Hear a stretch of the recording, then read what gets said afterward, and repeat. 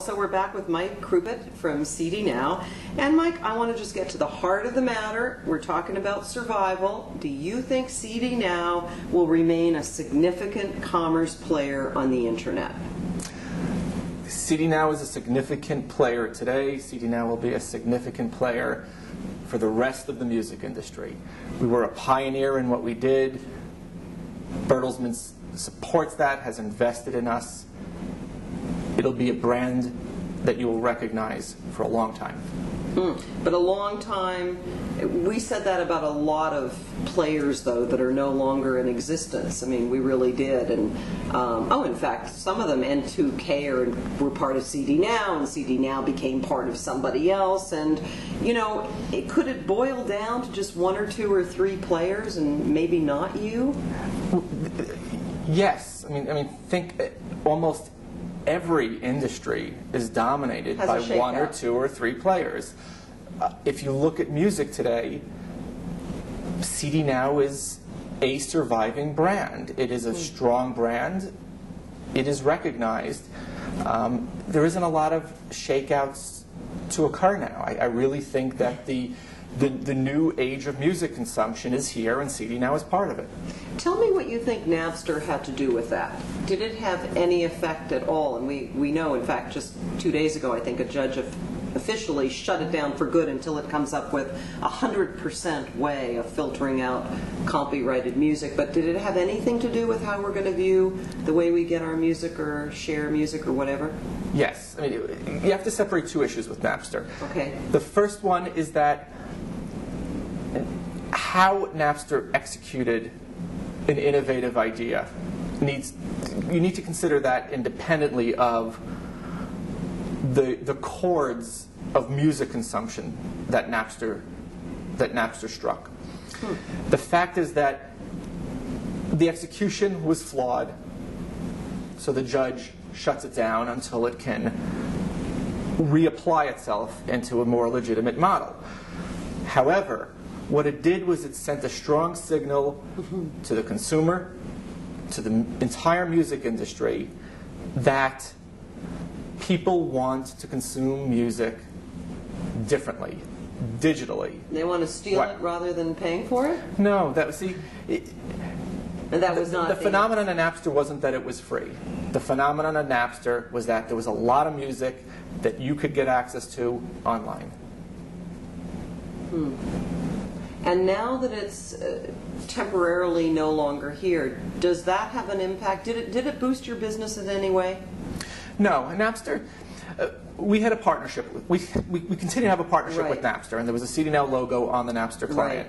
One day I would envision a tighter integration of CD Now shopping links and content links within the Napster site once Napster has a model that the industry can endorse. But Napster, you know, people who were using Napster weren't at the point of clicking through to the shopping link yet, because it wasn't well integrated into the Napster site. It was a button on the corner. It wasn't an efficient mechanism. That you had to pay for. Right.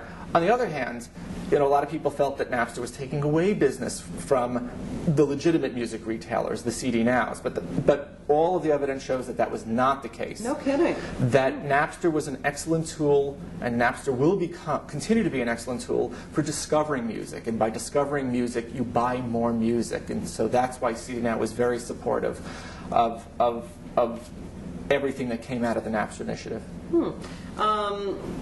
Let's talk a little bit about Bertelsmann. Could you tell me just quickly some of the major changes that you've felt since you were acquired?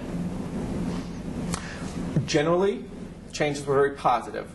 First one we noticed was that CD Now was no longer a public company. Being public isn't necessarily a bad thing. We loved having shareholders. However, with the volatility of the marketplace, we were thinking quarter to quarter. As a privately held company whose parent, Bertelsmann, evaluates us once a year, we can focus on longer-term strategies and building long-term benefit for Bertelsmann to give them a return on their investment over years, not over quarters. So that's positive. Extremely positive. Another advantage of working with Bertelsmann has been just the synergies that we could get with the music club, with the music label, with the other Bertelsmann investments. That being part of something bigger is given us synergies that we can approach profitability far more quickly. But in a sense as well, it's been difficult. Hasn't Bertelsmann been responsible for the layoffs, insisting that they happen now? Oh, no, not at all.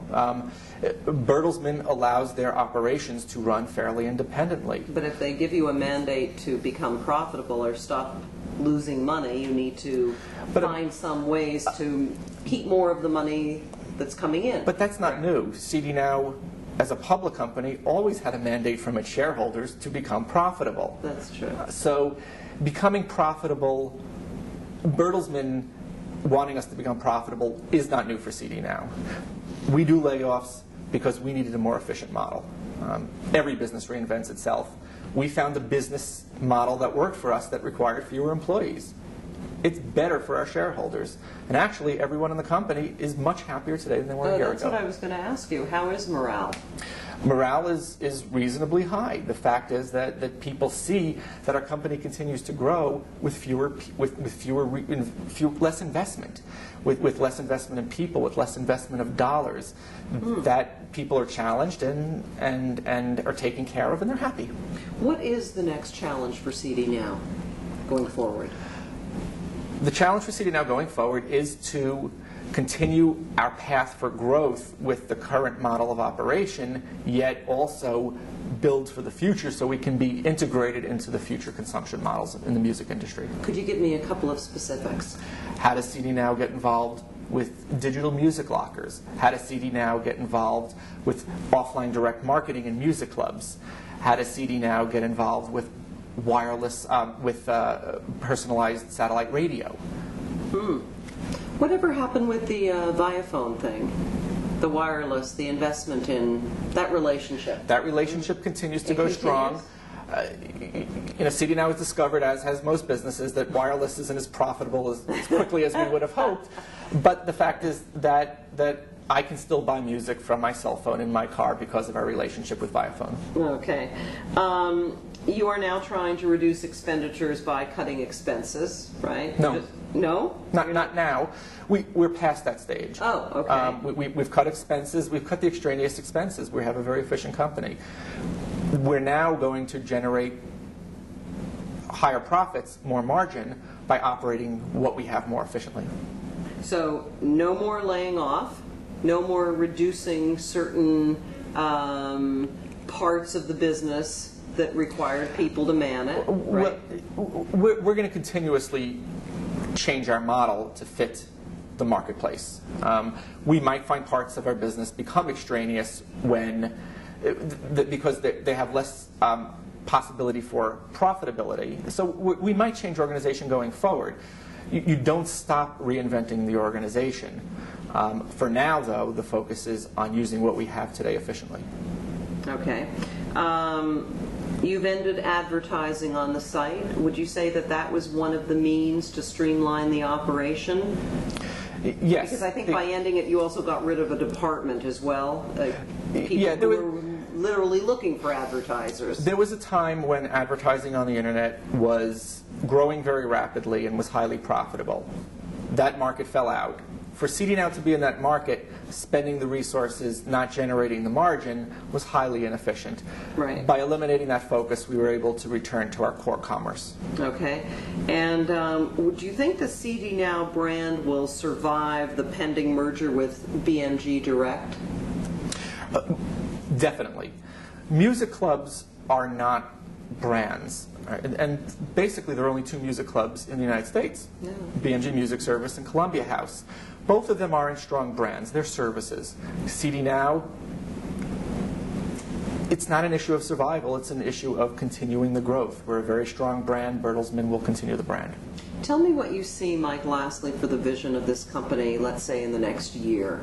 If you had a crystal ball, what are you going to see? You'll see CD Now everywhere. Oh, yeah? Ubiquitous CD Now. You will, when you think music, you will think CD Now.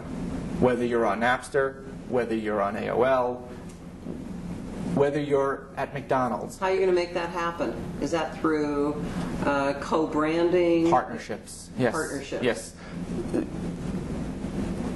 Win-win partnerships are what's going to make this industry work. And even when we compete with one another, there's still opportunity for partnership. AOL is the greatest example of that. Right. Tell me, who do you think your competitors are, lastly? Who are they today? If we look at CD Now today as a music retailer, our competitors are the other music retailers. The music retailers that are growing the fastest today are the discount chains. You know, the Walmarts and the Targets. Wow, that's new. They're CD Now's competitors, they're Amazon's competitors, they're Best Buy's competitors, they're Tower Records competitors. The music industry has shifted in the brick and mortar world to a different way of selling. So one time, Amazon, you were saying that Amazon was your main competitor, and in fact, they're still at selling you 2-to-1, aren't they? We don't know necessarily 2-to-1. Amazon does not release the numbers for specific product lines. But they certainly outsell you. We do believe that Amazon outsells us in music, but Amazon is communicating a different value proposition to the customer. Amazon's not communicating a knowledge of music, they're communicating a knowledge of selling stuff. You know, they're a horizontal, we are vertical, and all over our industry there are models where those work together. Thanks very much. Thank you.